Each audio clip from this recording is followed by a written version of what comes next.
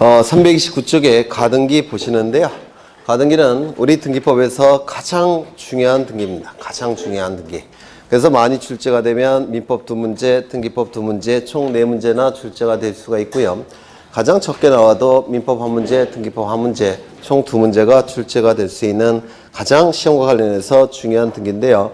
거기 한자를 보시면 가등기 옆에 임시 가자를 쓰고 있습니다. 가는 임시 가자예요. 그래서 임시로 하는 등기를 가등기, 가등기라고 부릅니다. 임시로 하는 등기, 가등기라고 불러요. 여기에 이러한 부동산이 있고 소유자는 갑입니다. 갑이 을과 매매 계약을 체결합니다. 그리고 계약금을 받은 상태고 중도금도 받은 상태입니다. 이때 갑은 을에게 등기를 해줄까요? 안 해줄까요? 안 해주겠죠. 왜? 대금을 다 안 받았으니까. 그렇죠. 그래서 아직은 갑은 을에게 등기하지 않을 겁니다. 대금을 다 안 받았으니까. 따라서 을이 가지고 있는 권리는 소유권, 이전 등기 청구권만 가지고 있는 상태입니다. 소유권, 이전 등기 청구권을 가지고 있는 상태입니다. 아직 소유권을 취득하지 못했죠. 등기를 갖추지 못했으니까. 이때 이 갑은 병과 매매 계약을 체결합니다. 그리고 병의 이름으로 소유권 이전 등기를 해줍니다. 병은 소유권을 취득합니까? 매매 계약 안에 물권행위 있고 등기까지 갖췄으면 병은 소유권을 취득합니다. 맞아요. 이때 이걸 뭐라고 부릅니까? 민법에서 이중매매. 이중매매는 원칙적으로 유효하죠. 이유는 자본주의 사회에서 갑과 병은 경쟁이 붙은 겁니다. 경쟁에 대해서 병은 승리를 한 거예요. 그래서 이중매매는 원칙적으로 유효합니다. 다만 이때 요 갑은 배임죄가 성립이 되는데 자신에게 팔라고 요청한다든지 또는 다른 방법을 통해서 갑이 배임죄에 적극 가담하게 되면 그때는 병을 보호할 가치가 없기 때문에 그때 안에서 무효가 됩니다. 이중매매는 원칙적으로 유효하지만 적극 가담이 한다든지 요청했을 때는 뭐가 된다고요? 배임죄의 공동정범으로 처벌되기 때문에 그때 안에서 이 병은 소유권을 취득하지 못할 겁니다. 원칙은 병은 소유권을 취득합니다. 그렇다면 이 을은 문제가 뭐냐면 먼저 매매계약 체결했죠. 병보다 먼저 매매계약 체결했습니다. 일부지만 상당한 대금을 먼저 지불했습니다. 맞습니까? 따라서 이 을도 보호받을 가치가 있더라는 겁니다. 을을 보호하기 위해서 이 등기청구권에 순위를 보존시키기 위해서 임시로 등기하는 경우가 있더라는 겁니다. 임시로 등기를 갖추게 되면 순위가 보존이 될 겁니다. 이 상태에서 갑은 병과 매매 계약을 체결하고 두 번째로 소유권 이전 등기를 했더라는 겁니다. 이 상태에서 이 을은 이 가등기에서 본래의 등기를 합니다. 그러면 이 본래의 등기를 한 시점에 소유권을 취득할 테고 가등기를 통해서 순위가 보존되어 있죠. 따라서 순위가 결정되는 시점은 가등기 시점이 됩니다.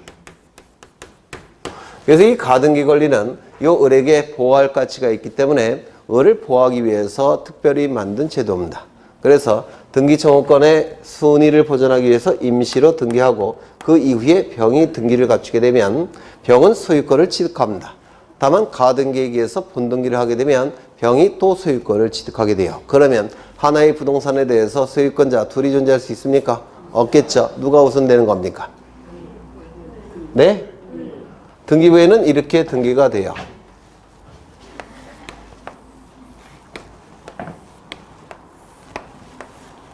1번 소유권 보존 갑에서 2번 소유권 이전 청구권 가등기 을 그 다음에 3번 소유권 이전 병 이렇게 등기가 이루어집니다. 그리고 본래의 등기를 하겠죠. 이걸 본등기라고 불러요. 본래의 등기라고 해서 본등기라고 부르는데 본등기가 이루어지면 이렇게 이루어집니다. 소유권 이전 을 이렇게 본등기가 이루어지게 돼요. 하나의 부동산에 대해서 두 개의 소유권자가 존재할 수는 없죠. 양립이 불가능해요. 그리고 누가 우선됩니까? 을 순위가 없으니까. 그렇죠. 그래서 이 병의 등기 명의는 등기관이 직권으로 말소합니다. 이거는 등기부상 당연히 존재할 수 없는 등기라서 등기관이 직권으로 말소하게 되셨을까요? 그렇죠. 이게 가등기라는 겁니다. 가등기. 순위를 보존하기 위해서 임시로 하는 등기, 가등기. 본래의 등기를 하게 되면 본등기 시점에 물건을 취득합니다. 즉 물건 변동의 시점은 어느 시점입니까? 본등기 시점이에요. 이 가등기는 순위를 보존하기 위해서 특별히 만든 등기입니다. 따라서 이 가등기에는 효력이 하나밖에 없습니다. 뭘까요? 순위 보존의 효력. 가등기에는 순위 보존력 하나밖에 없기 때문에 물건 변동의 효력은 없어요. 물건 변동의 효력은 본등기 시점에 나타납니다. 다만 가등기 시점을 기준으로 순위가 보존되어 있기 때문에 순위가 결정되는 시점은 어느 시점이라고요? 가등기 시점이 되는 겁니다. 여기 민법에서 단골로 출제가 돼요. 본등기 시점에 물건을 취득하지만 가등기 시점을 기준으로 순위가 결정이 된다는 거. 이때 병과 순위를 비교해 보면 누가 앞섭니까? 을이 앞서게 돼요. 이렇게 등기가 돼버리니까. 따라서 병의 등기는 존재할 수 없는 등기라서 등기관은 직권으로 말소하게 됩니다. 그렇겠죠? 이 가등기 권리는 소유자로부터 첫 번째 도출된 등기니까 주등기일까요? 부기등기일까요? 주등기가 되겠죠. 이 가등기 권리도 자본주의 사회에서 하나의 재산권입니다. 돈 받고 팔 수 있을까요? 없을까요? 있겠죠. 그래서 이 가등기 권리를 을이 병에게 넘기는 경우도 있습니다. 정에게. 그러면 정은 가등기에 이전 등기를 하게 될 겁니다. 맞습니까? 그럼 이 가등기 이전 등기는 소유자 갑으로부터 몇 번째 도출됐을까요? 첫 번째. 정은. 첫 번째는 뭡니까? 을. 두 번째는 정. 무슨 등기? 부기등기. 가등기 이전 등기는 부기등기합니다. 이것도 민법에서 단골로 나오는 거죠. 한 번 더 가볼까요? A. 가등기 이전 등기 하겠죠. 무슨 등기 할까요? 부기에 부기등기를 하는 겁니다. 그래서 여기가 1번이라고 한다면 여기는 1-1, 여기는 1-1-1 이렇게 등기를 하게 돼요. 원래는 이제 1의 부기 1호, 1의 부기 2호 뭐 이렇게 부르는데요. 그건 옛날 종이로 된 등기부일 때고 그냥 1의 1 이렇게 불러도 돼요. 실무는 그렇게 하니까. 네. 그래서 이 가등기 이전 등기는 부기등기한다. 여기까지도 출제가 됩니다. 민법에서는. 가등기 이전 등기는 당연히 부기등기가 될 거예요. 이때 이 가등기가 이루어짐으로 인해서 이익이 발생한 자는 누굽니까? 등기부만 놓고 볼 때 을이 되겠죠. 따라서 을은 뭐가 되는 겁니까? 등기 권리자. 이 가등기가 이루어짐으로 인해서 등기부만 놓고 볼 때 불이익이 발생한 자는 누굴까요? 갑. 아직 을일 때니까 벽이 나오기 전이죠. 그래서 등기 의무자가 될 겁니다. 그래서 이렇게 공동으로 신청하는 게 원칙이에요. 가등기는 원칙은 공동 신청입니다. 다만 예외가 두 가지가 인정이 되는데요. 예외가 첫 번째 단독 신청에 의한 경우도 있습니다. 두 번째 법원의 명령에 의해서 이루어지는 경우도 있습니다. 법원의 명령에 의한 등기는 어느 절차에서만 나타난다고 했죠? 이의신청 절차에서만 나타난다고 했는데 맞습니까? 그래서 법원의 명령에 의해서 가등기가 이루어지는 경우는 이의신청 절차에서만 나타납니다. 이건 나중에 보실 거고요. 이게 우리 시험에 대단히 잘 나옵니다. 첫 번째, 판결서가 있다면 승소한 등기 권리자로서 을은 단독으로 가등기 신청할 수 있겠습니까? 있겠죠. 두 번째, 가등기 의무자의 승낙서가 있을 때는 가등기 의무자는 갑을 얘기해요. 그자의 승낙서가 있다면 단독으로 을이 신청할 수가 있습니다. 세 번째, 이게 시험에 잘 나오는데 가등기하라는 임시에 법원의 처분 명령 결정이 있을 때 이때도 단독으로 신청할 수가 있습니다. 요 세 가지가 시험에 대단히 잘 나옵니다. 그러면 이걸 좀 이해를 해보시는데 을이 가등기만 한 상태에서 소유권을 취득합니까? 취득 못합니까? 못하죠. 물건을 취득하는 시점은 본등기 시점이에요. 가등기 시점을 기준으로는 물건을 취득하지 못합니다. 그렇다면 물건도 취득하지 못하는 이 가등기를 갑이 을과 직접 등기소에 가서 신청할 필요가 있을까요? 없을까요? 없더라는 겁니다. 따라서 갑의 승낙서만 있다고 하더라도 을이 신청할 수가 있다는 겁니다. 가등기만 갖고서는 갑의 소유권에서 을의 소유권으로 변동이 안 되죠. 변동이 안 되는 등기니까 갑이 직접 등기소에 갈 필요 없이 승낙서 갖고 대체하겠다는 겁니다. 이거 이해가 되십니까? 그래서 가등기 의무자의 승낙서가 있을 때는 을이 단독으로 등기를 신청할 수가 있습니다. 두 번째, 이건 다른 등기는 없어요. 꼭 기억하셔야 되고요. 그 다음에 가등기 가처분 명령 결정이라는 건데, 가등기 하라는 임시에 법원의 처분 명령 결정이 있을 때 이때도 단독 신청이 가능합니다. 을이. 그러면 왜 가등기 가처분 명령 결정서가 있을 때 단독 신청이 가능하냐면, 여기 판결서는 단독 신청 가능한 거 이해하십니까? 등기 진정성이 확보가 됐으니까. 맞아요. 이것도 재판의 일종입니다. 결정이라는 게. 재판은 세 가지가 있는데요. 판결이라는 재판이 있고, 결정이라는 재판도 있고, 명령이라는 재판도 있습니다. 요 두 개의 재판은 법원에서 하는 재판이고요. 요 명령이라는 재판은 법관이 하는 재판이에요. 그러면 요 두 개의 재판은 법원이 하는 재판인데, 차이점이 뭐냐면 이 판결이라는 재판은 원고와 피고 간의 분쟁의 당사자가 있을 때 그 분쟁을 해결하기 위한 재판이 판결이라는 재판입니다. 원고, 피고 간의 분쟁이 발생했을 때 여기에 대한 법원의 판단을 판결이라고 불러요. 결정이라는 재판은 원고, 피고가 없습니다. 두 당사자가 없어요. 대립되는 당사자가. 누군가가 법원에 뭔가를 신청하고 여기에 대한 법원의 판단이 바로 결정이라는 재판입니다. 그럼 이 결정도 재판의 일종이니까 결정서가 있다면 등기 진정서가 확보가 됩니까? 네. 되죠. 따라서 단독 신청이 가능한 겁니다. 가등기 가처분 명령 결정이라는 재판서가 있기 때문에 이때는 단독 신청이 가능하게 돼요. 이 두 개는 다른 등기에는 없습니다. 가등기에만 있기 때문에 시험에 단걸로 출제가 됩니다. 꼭 기억해 두셔야 돼요. 이거 지난번에도 강조 드린 것 같은데 기억 안 나실까요? 네. 당당하게 안 나신다고 하시네요.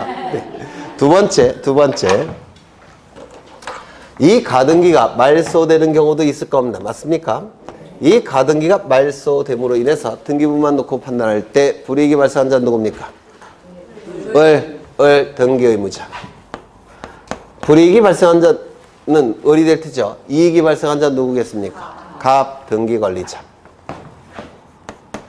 그래서 이 가등기 말소 등기도 원칙적으로 공동 신청이에요. 사실은 우리 판례는 갑이 등기 권리자도 되고 병이 등기 권리자도 된다라고 판시합니다. 그래서 이렇게 말소 등기 신청할 수도 있고 이렇게 말소 등기를 신청할 수도 있습니다. 근데 그건 나중에 보실 거고, 원칙은 갑이 등기 의무자입니다. 원칙은. 아니요, 등기 권리자. 갑이 등기 권리자인데 등기 권리자가 둘이 존재한다고 판시를 합니다. 보통은. 원칙은 갑이 등기 권리자예요. 그러면 공동 신청이 원칙이라고 했죠. 등기 의무자 누구?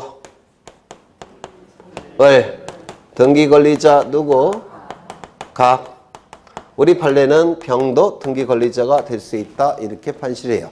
수준이 조금 높아지면 이것도 기억해 두셔야 될 겁니다. 그 다음에 예외가 있겠죠. 예외. 단독 신청. 이게 대단히 중요합니다. 단독 신청이. 시험에 단걸로 출제가 돼요. 이 단독 신청은 세 가지가 있는데, 첫 번째, 워낙 중요하니까 계속 반복할 거예요. 외울 때까지. 가등기 명의인은 누굴까요?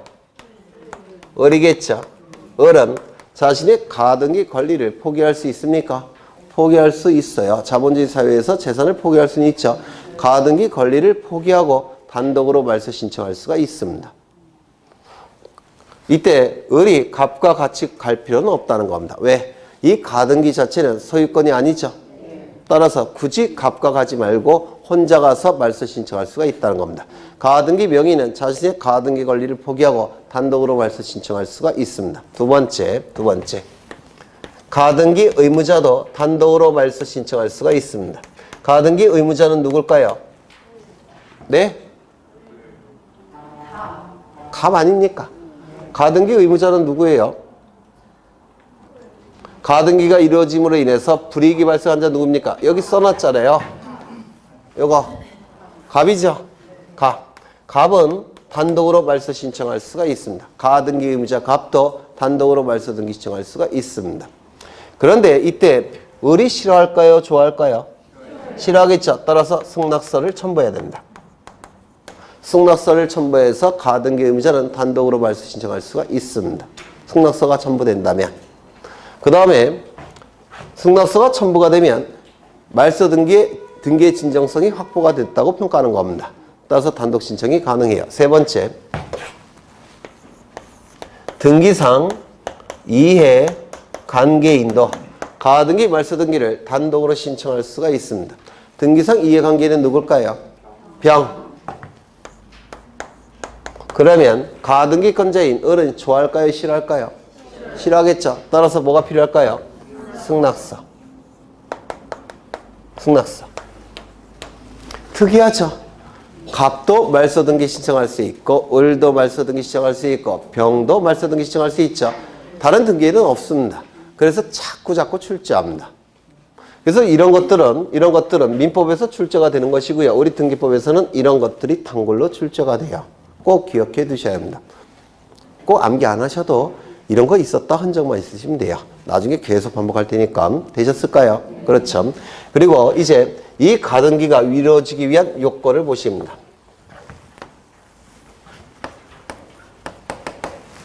가등기가 이루어지기 위한 요건은 세 가지가 있는데 첫 번째 요 을에게 청구권의 수은이 보존의 필요성이 있어야지만 가등기가 가능합니다. 청구권의 수은이 보존의 필요성이 있을까? 청구권의 수은이 보존의 필요성이 있을까? 두 번째 여기 보시면 요 을에게 소유권 이전 등기 청구권이 있을 때 수은이를 보존하기 위해서 임시로 하는 등기가 가등기죠. 맞습니까? 그럼 이 소유권 이전 등기 청구권은 부동산 물권 변동을 목적으로 하는 청구권 맞습니까? 맞죠. 두 번째, 부동산 물권 변동을 목적으로 하는 청구권이 있을까? 부동산 물권 변동을 목적으로 하는 청구권에 대해서 수은이를 보존하기 위해서 임시로 하는 등기가 가등기예요. 따라서 물권 변동을 목적으로 하는 청구권이 있어야지만 가등기할 수가 있습니다. 그런데 임차권도 등기가 가능하죠. 따라서 부동산 임차권 변동을 목적으로 하는 청구권도 가등기가 가능합니다.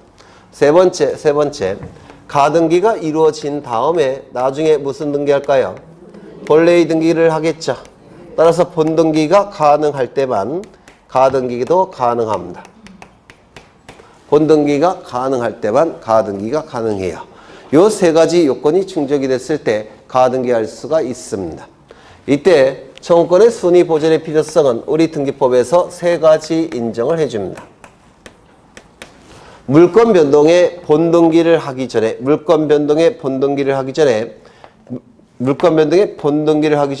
순위를 보존하기 위해서 임시로 하는 등기 가등기 맞습니까?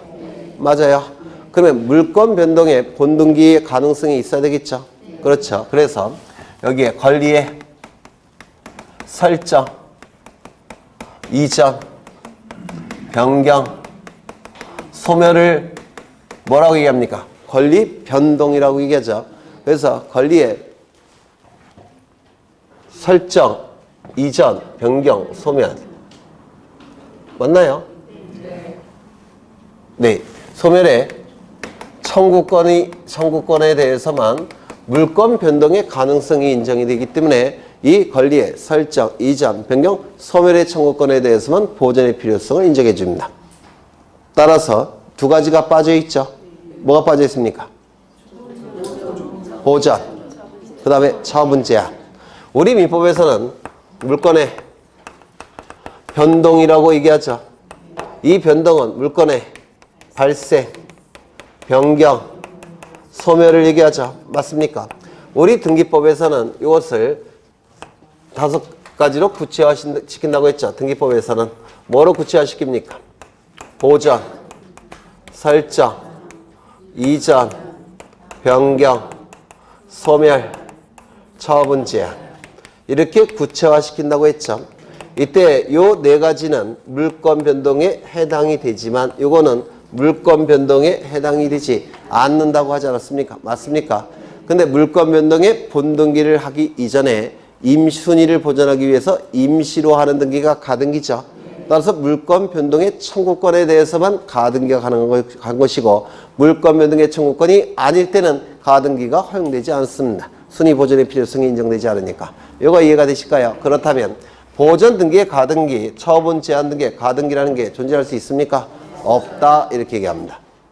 또한 권리의 설정 이전, 변경, 소멸의 청구권에 대해서만 가등기할 수 있는 건데 즉 권리에 관한 등기에서만 가등기가 가능한데 그렇다면 표제부 등기는 가등기할 수 있습니까? 없습니다. 표제부에는 권리에 관한 내용이 전혀 기록되지 않으니까. 맞아요. 그래서 이 첫 번째에 해당되는 게 보존 등기와 처분 제한 등기, 표제부 등기는 가등기가 허용되지 않는다는 게 여기서 도출이 되는 겁니다. 되셨을까요? 두 번째 시기부, 정지 조건부 청구권에 대해서 보존의 필요성을 우리 등기법은 인정을 해줍니다. 시기부 청구권, 정지 조건부 청구권은 보존의 필요성을 우리 등기법이 인정을 해요. 그러면 반대 해석상 시기부 청구권의 반대 의미는 뭘까요? 종기부 청구권. 정지 조건부 청구권의 반대 의미의 청구권은 뭘까요? 해제 조건부 청구권. 이러한 청구권은 우리 등기법에서 보존의 필요성을 인정하지 않는다는 뜻입니다. 가등기할 수 있을까요? 없을까요? 없습니다. 시기부 청구권, 정지조건부 청구권만 보존의 필요성이 인정되니까 반대 해석상 종기부 청구권과 해제조건부 청구권은 보존의 필요성을 인정하지 않는다는 뜻입니다. 가등기할 수가 없습니다. 되셨을까요? 그 다음에 세 번째 장래 확정될 청구권은 보존의 필요성을 인정을 해줍니다. 장래 확정될 청구권은 보존의 필요성을 인정을 해줘요. 그렇다면 반대 해석상 장래의 미확정 청구권은 보존 등기에 지정할 수 있을까요? 없을까요? 없다는 뜻입니다. 혹시 여기 2학년 분 계십니까? 있겠죠? 숨기고 있겠죠? 여기에 이러한 부동산이 있고 소유자가 갑입니다. 갑이 을에게 유언을 통해서 증여를 합니다.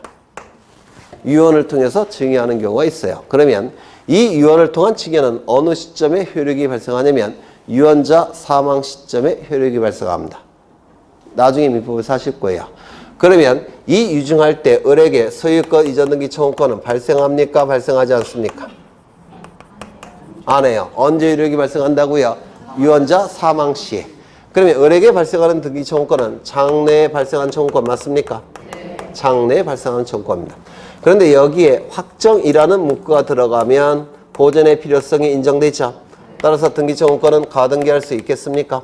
네. 있을 겁니다. 그런데 여기에 미확정이라는 문구가 들어가면 보존의 필요성을 우리 등기법에서 인정합니까? 인정하지 않습니까?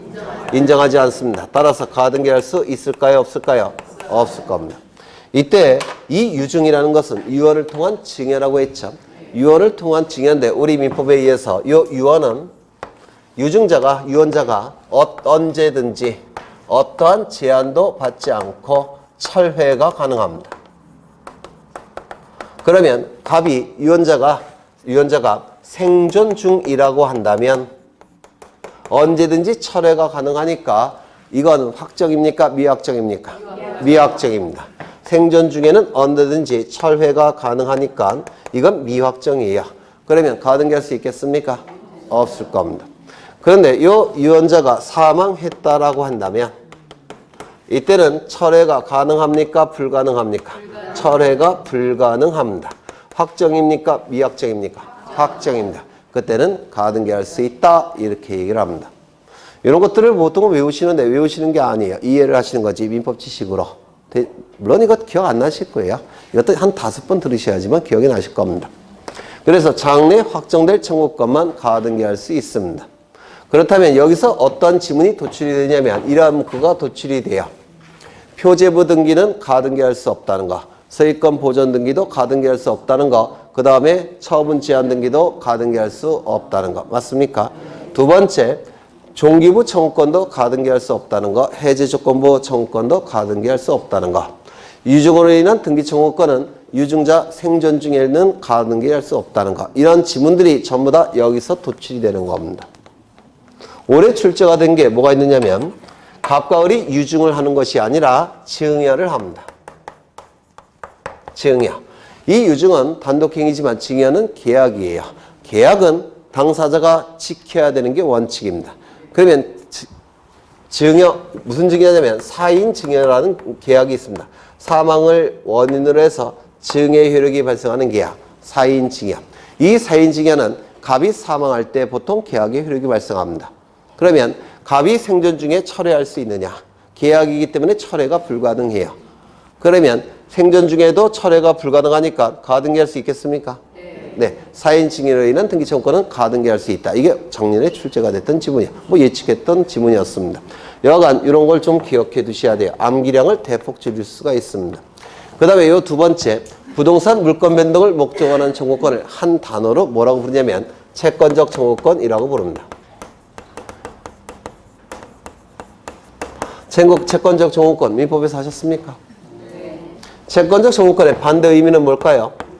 물권적 청구권. 그러면 부동산 물권 변동, 임차권 변동을 목적으로 하는 청구권에 대해서 가등기할 수 있다는 건데 채권적 청구권에서만 가등기할 수 있다는 겁니다. 반대 해석상 물권적 청구권은 가등기할 수 없다는 뜻이에요.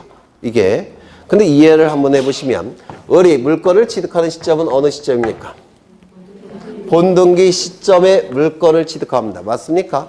그런데 이 물권적 청구권은 물권을 가진 자가 청구하는 권리죠. 그럼 물권적 청구권은 어느 시점에 발생합니까? 본등기 시점 이후에 물권적 청구권이 발생합니다. 맞아요. 본등기 시점 이전에 발생하는 게 뭡니까? 채권적 청구권이에요. 그러면 가등기는 본등기 이후에 합니까? 본등기 이전에 합니까? 본등기 이전에. 따라서 채권적 청구권만 가등기가 가능하고 물청은 가등기가 허용되지 않는 겁니다. 그 다음에 여기 가등기 이후에 본등기 하는 것이죠. 본등기가 가능해야지만 가등기가 가능합니다. 그렇다면 나중에 공부하시겠지만 지역권 이전 등기라는 건 없습니다. 지역권 설정 등기라는 건 있지만 지역권 이전 등기라는 건 아예 존재하지 않습니다. 민법등기법에서 한 번씩 출제가 됐는데요. 그러면 지역권 이전에 가등기는 가능하겠습니까? 지역권 이전 등기라는 건 존재하지 않으니까 지역권 이전의 가등기는 불가능합니다. 합의지분, 공유지분 들어보셨습니까? 네. 공유지분은 이전 등기가 가능합니다. 그러면 공유지분 이전에 가등기 가능하겠습니까? 네. 가능할 겁니다. 합의지분 이전 등기라는 건 없습니다. 나중에 할 거예요. 합의지분 이전 등기라는 게 없다고 한다면 합의지분 이전에 가등기는 가능하겠습니까? 아니요. 불가능합니다. 이런 것들이 요건과 관련해서 줄기차게 출제가 되는데 이거 외울 게 너무 많아서 암기 못해요. 일단 이거 외운 다음에 민법 지식을 가지고 하나씩 뽑아내셔야 돼요. 그래야지만 이게 좀 이해가 되실 겁니다. 책을 좀 보시면 329쪽에 요건이 나와 있죠. 세 가지 요건이 있는데 첫 번째, 청구권의 순위 보존의 필요성이 있을 것. 세 가지가 나와 있다고 그랬죠. 그 다음에 두 번째, 부동산 물권 변동, 임차권 변동을 목적으로 하는 청구권일 것. 한 단어로 뭐라고 얘기했습니까? 채권적 청구권. 반대 해석상 물권적 청구권은 가등기가 허용되지 않는 겁니다. 그 다음에 세 번째, 본등기할 수 있는 권리일 것. 즉 가등기 이후에 본등기하는 거니까 본등기가 가능해야지만 가등기가 가능할 겁니다. 그렇겠죠? 거기 환매특약 등기는 그 성질상 인정할 수 없다라고 돼 있는데 요 문구는 2번에 들어가야 돼요. 2번에 환매권이라는 권리가 있는데 환매권은 채권적 청구권일까요? 아닐까요? 뭐예요 그러면? 물권적 청구권이에요. 이런 것들도 민법에서 하셔야 돼요. 이 환매권은 형성권이라고 부릅니다. 청구권 자체가 아니에요. 청구권 중에서도 채권적 청구권만 가등기할 수 있는 겁니다. 그런데 형성권은 청구권 자체가 아니기 때문에 가등기가 처음부터 허용되지 않습니다. 이런 것들은 다 민법에서 나중에 하시는 것들이에요. 그래서 지금 어려운 게 너무 당연해요. 민법에서 하지 않은 걸 등기법에서 해버리니까. 그러니까 너무 스트레스 받지 마시고 나중엔 저절로 알겠지 이렇게 가볍게 생각하시면 돼요. 그 다음에 거기 가등기 여부가 있는데 이것도 외우시는 게 아니라 다 여기서 설명을 드린 겁니다. 여기서. 그래서 그 표를 외우는 게 아니라 이 요건을 암기하시는 거예요. 그래야지 기억이 좀 더 오래 가는 겁니다. 그 다음에 가등기 절차 공동신청이 원칙이라고 했죠. 그 그런데 단독 신청의 특징이 있는데 이 단독 신청의 특징을 반드시 암기하셔야 됩니다. 이거는 가등기에서 요즘은 이쪽에서 많이 출제했는데 요즘은 이 신청에서 더 많이 출제돼요. 단독 신청에 의한 경우. 뭐가 있습니까? 판결서가 있는 경우, 가등기 의무자의 승낙서가 있는 경우, 가등기 가처분 명령 결정서가 있는 경우, 단독 신청. 그렇죠. 그 다음에 첨부 정보는 뭐 나중에 보시는 것이고, 네, 그 정도만 보겠습니다. 그 다음에 어디가 있냐면 333쪽에 가등기에 의한 본등기 있습니까? 이 부분이 대단히 어렵고 중요해요. 요게 아니라 어디냐면 335쪽에 거기 9번에 가등기에 의한 기한 본등기의 직권말소 여부 있습니까? 요게 대단히 중요하고 어렵습니다. 그런데 이거는 아직 여러분이 소화하실 수준이 아니셔야 굉장히 높은 민법 지식이 요구되고 있으니까 이것도 아마 4월 달부터 설명을 드릴 겁니다. 넘어가겠습니다. 그 다음에 어디를 보시면 337쪽이 나와 있죠. 있습니까? 거기 가등기 말소 등기가 나오는데 원칙은 공동 신청이라고 했죠. 다만 예외적으로 단독 신청하는 경우 있는데 꼭 기억해 두셔야 돼요. 단독 신청 꼭 기억해 두셔야 됩니다. 세 가지가 있죠. 가등기 명의인은 자신의 가등기 권리를 포기하고 단독으로 말소 신청할 수 있죠. 두 번째, 가등기 의무자도 가등기 명의인의 승낙서가 있을 때는 단독으로 말소 신청할 수 있죠. 등기상 이해관계인도 가등기 명의인의 승낙서가 있다면 단독으로 말소 신청할 수 있죠. 다른 등기에는 없습니다. 가등기에만 있는데요. 그 이유는 가등기는 순위, 보존의 효력 요것만 있기 때문에 이런 예외가 인정되는 것들이에요. 물권 변동의 효력이 없고 순위, 보존의 효력만 있기 때문에 이렇게 예외가 폭넓게 인정이 됩니다. 단골로 출제가 이루어집니다. 이제 가처분 등기를 보십니다. 가처분도 아직 책에 줄을 치지는 않을 거예요. 이건 너무 어려운 등기라서 일단 개념을 좀 자꾸 익숙해지셔야 돼요. 여기에 이러한 부동산이 있고 소유자는 갑입니다. 갑이 소유자예요. 갑이 소유자인데 소유권을 가지고 있는데 갑은 누군가에게 채무를 부담하고 있는 자입니다. 채무자. 그러면 채무자가 있다는 얘기는 채권자도 있다는 뜻이죠. 맞습니까? 그래서 채권자가 이렇게 존재합니다.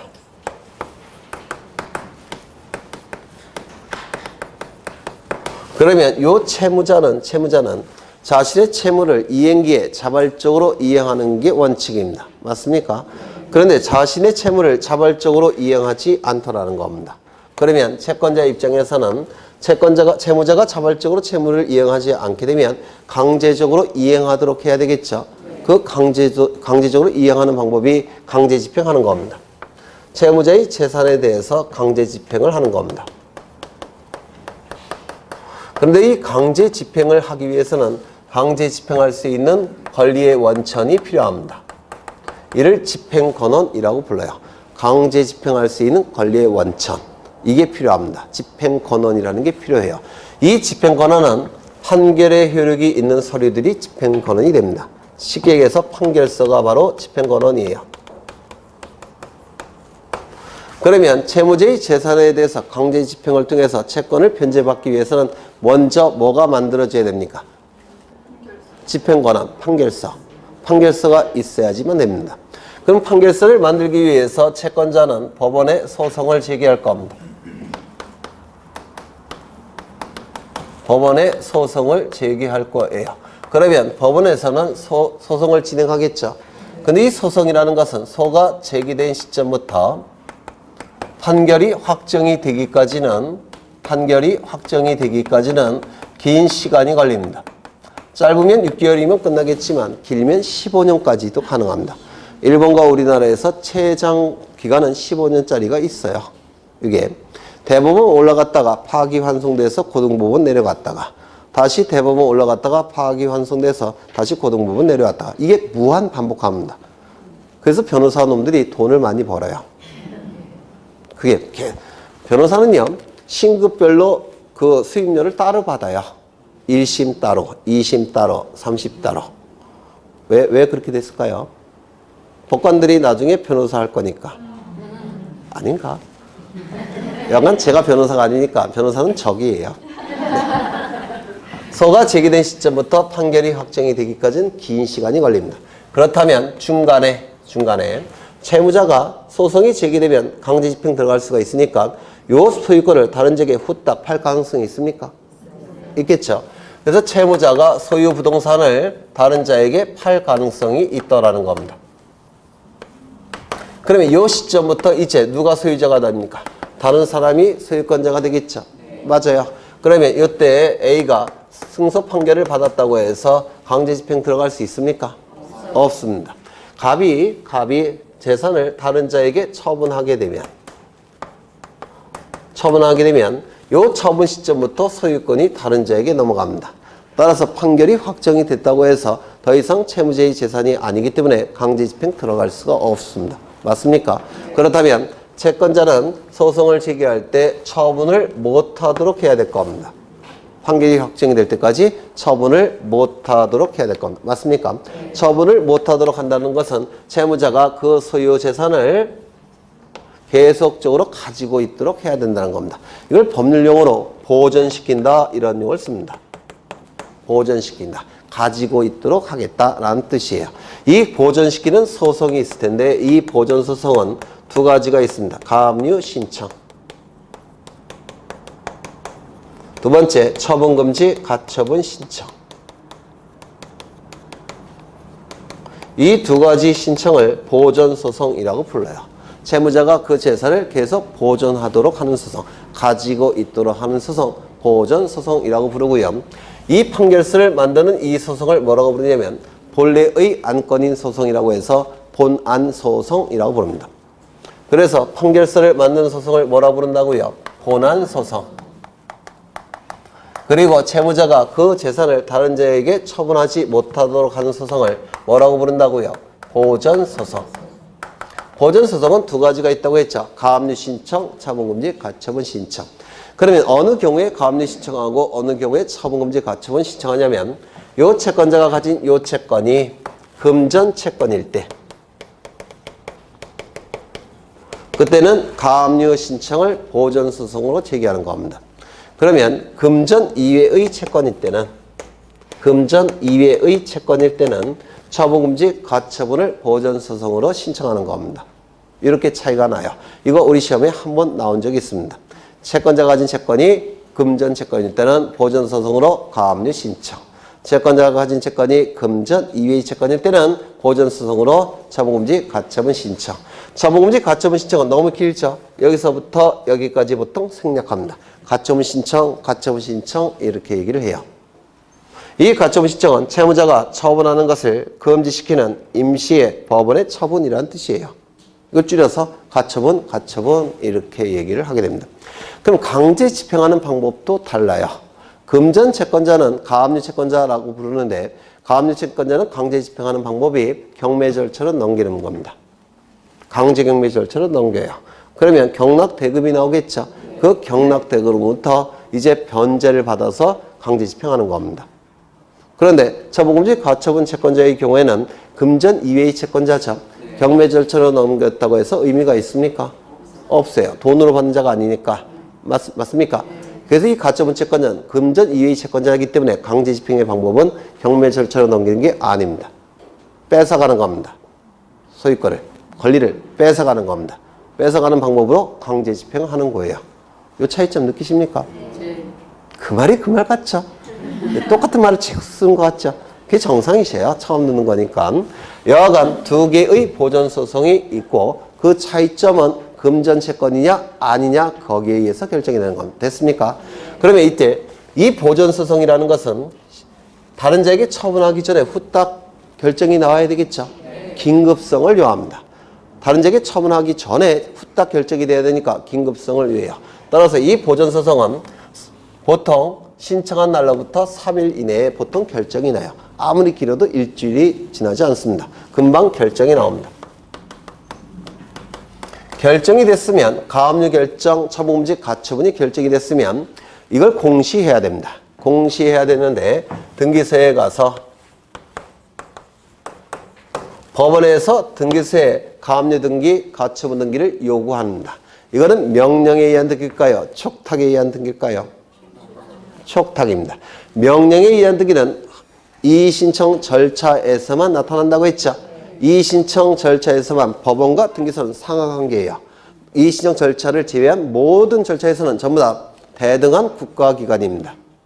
법원은 재판 업무를 담당하는 독립된 국가기관, 등기소는 등기사무를 담당하는 독립된 국가기관. 그래서 이의신청 절차를 제외하고서는 전부 다 대등한 두 개의 국가기관으로 봅니다. 그러면 이 가압류 등기나 가처분 등기를 법원이 등기소에 요구할 텐데 이는 촉탁입니까? 명령입니까? 촉탁하는 겁니다. 되셨을까요? 그렇다면 가압류 등기, 가처분 등기는 법원의 촉탁에 의해서 이루어지는 등기라고 한다면 말소도 어떻게 이루어질까요? 촉탁, 말세복도 촉탁. 이거 이해가 되십니까? 그렇죠. 가압류 가처분 등기는 법원의 촉탁에 의한 등기니까 말소도 촉탁, 말세복도 촉탁이 원칙입니다. 되셨나요? 그러면 촉탁을 받은 등기소는 이 부동산에 대해서 무슨 등기를 하겠습니까?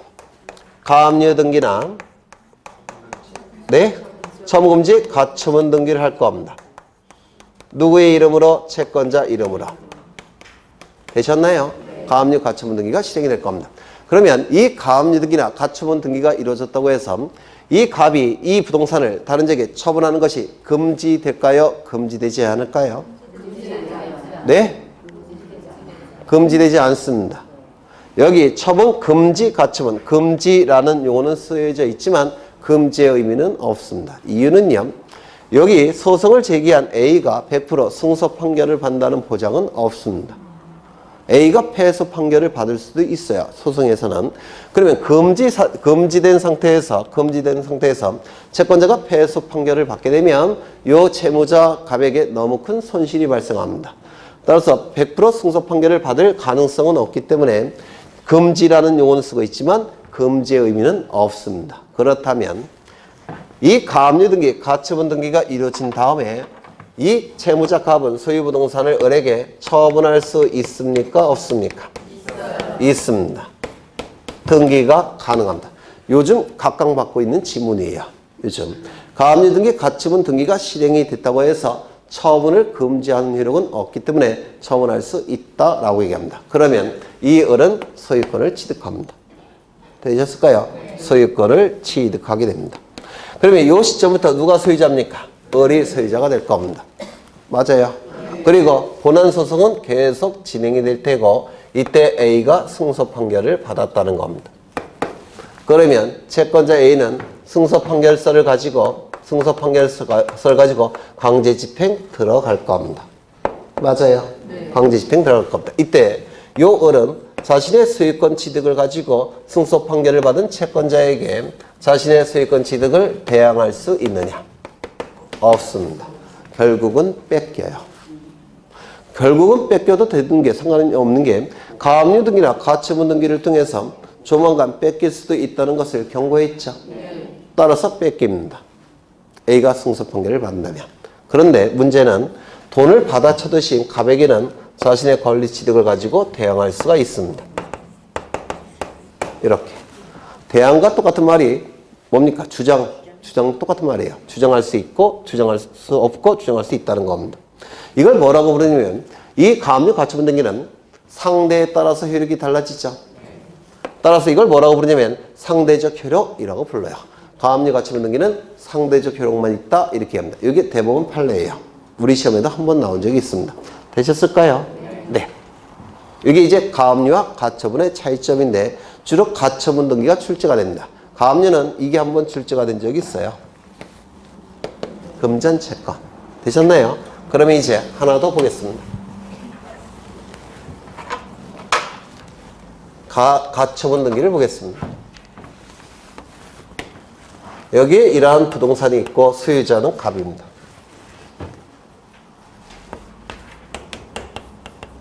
갑이 소유권자예요. 이때 A와 매매 계약을 체결합니다. 그러면 을에게는 소유권 이전 등기 의무 발생하겠죠. 그리고 A는 소유권 이전 등기 청구권이 발생을 할 겁니다. 됐나요? 이때 이 의무를 가지고 있는 자는 자신의 의무를 변제기에 자발적으로 변제해야 되겠죠. 이행기에 자발적으로 이행을 해야 될 겁니다. 그런데 이행기에 자발적으로 이행하지 않게 되면 채권자는 강제 집행을 통해서라도 요 의무를 이행하도록 할 겁니다. 맞습니까? 그런데 강제 집행을 하기 위해서는 뭐가 필요합니까? 컨닝하셔도 돼요. 집행권원이라는 게 필요합니다. 강제 집행할 수 있는 권리의 원천 집행권원이라는 게 필요합니다. 이 집행권원은 뭐가 된다고 했죠? 판결서. 따라서 판결서가 있어야지만 강제 집행 들어갈 수가 있습니다. 그러면 이 채권자는 법원에 판결서를 만들기 위해서 소송을 제기합니다. 이 소송은 소유권 이전 등기에 관한 소유권 이전 등기에 관한 소송이 돼요. 그런데 소송이 제기된 시점부터 판결이 확정이 되기까지는 긴 시간이 걸린다라고 했습니다. 중간에 채무자가 그 소유 부동산을 다른 자에게 처분을 하게 되면 이 시점에 A가 승소 판결이 나고 확정이 된다고 하더라도 소유권이 이미 다른 자에게 넘어갔습니다. 맞습니까? 강제 집행 들어갈 수 있습니까? 없습니까? 없을 겁니다. 따라서 이 소송을 제기할 때 채무자가 소유 부동산을 다른 자에게 처분을 못하도록 하면서 소송을 제기해야 될 겁니다. 처분을 못하도록 한다는 얘기는 채무자가 소유 부동산을 계속 가지고 있도록 하면서 소송을 제기해야 된다는 뜻이에요. 즉 보존소송을 제기해야 됩니다. 보존소송은 두 가지가 있다고 했죠. 가압류 신청, 처분금지, 가처분 신청. 이때 채권자가 가진 채권은 금전인 채권입니까? 아닙니까? 아니죠. 소유권 이전 등기 청구권이라는 금전 이외의 채권이죠. 따라서 보존소송으로 무엇을 신청합니까? 처분금지, 가처분을 신청하는 겁니다. 처분금지, 가처분은 긴급성을 요하기 때문에 금방 결정을 해준다고 했죠. 보통 2, 3일 내에 결정이 나와요. 결정을 해주고 그리고 공시를 해야 되니까 등기소에 처분금지, 가처분 등기를 촉탁하게 될 겁니다. 되셨나요? 그런데 이때 좀 이따 보실 거고요. 촉탁이 이루어지면 이제 이 부동산에 대해서 처분금지, 가처분 등기가 실행이 될 겁니다. 너무 기니까 보통 이걸 생략해서 가처분 이렇게 얘기합니다. 누구의 이름으로? A의 이름으로. 그래서 이 A를 가처분 채권자라고 불러요. A를. 그런데 이 처분금지 가처분은 채무자가 처분하는 것을 금지시키는 임시의 법원의 처분이라는 뜻인데요. 금지라는 용어는 쓰고 있지만 금지의 의미는 있다 없다? 없다. 왜요? 채권자가 100% 승소 판결을 받는다는 보장은 없기 때문에 그렇습니다. 따라서 금지의 의미는 없고 제한의 효력만 있다 이렇게 얘기합니다. 그러면 이러한 등기가 이루어졌을 때 갑은 이 부동산을 을에게 처분할 수 있습니까? 있다고 했죠. 즉 매매계약 체결하고 소유권 이전 등기할 수가 있습니다. 그러면 을은 소유권을 취득하는 겁니다. 그래서 이 시점부터 을이 소유자가 됩니다. 그리고 소송은 진행이 될 겁니다. 그리고 A는 승소 판결을 받았고 그 판결이 확정이 되면 이때 A를 뭐라고 부르냐면 승소한 등기 권리자라고 불러요. 지난 시간에 한 거 기억나십니까? 승소한 등기 권리자가 판결서를 가지고 등기를 신청하는 것을 우리 민사집행법에서는 강제 집행한다 이렇게 표현한 겁니다. 우리 등기법에서는 승소한 등기 권리자가 판결에 의해서 등기 신청한다 이렇게 표현하는 것이고 민사집행법에서는 채권자가 가처분 채권자가 강제 집행한다 이렇게 표현을 하는 겁니다. 똑같은 거예요. 보는 시각이 다를 뿐이지. 그러면 이 승소한 등기 권리자는 판결서를 가지고 등기를 단독으로 신청할 수 있습니까? 네. 있겠죠. 그래서 이 가처분 등기 이후에 소유권 이전 등기가 이루어지게 될 겁니다. 누구의 이름으로? A의 이름으로. 이는 판결에 의한 등기 신청이니까 단독 신청이 맞겠죠. 단독 신청이 될 겁니다. 그런데 하나의 부동산에 대해서 소유권자 둘이 존재할 수 있습니까?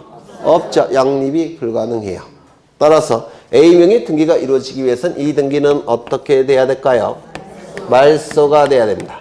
이 말소도 판결서를 가지고 말소 등기를 하는 거기 때문에 단독 신청일까요? 아닐까요? 단독 신청입니다. 단독 신청입니다. 그러면 이 두 개의 등기는 동시에 신청이 됩니다.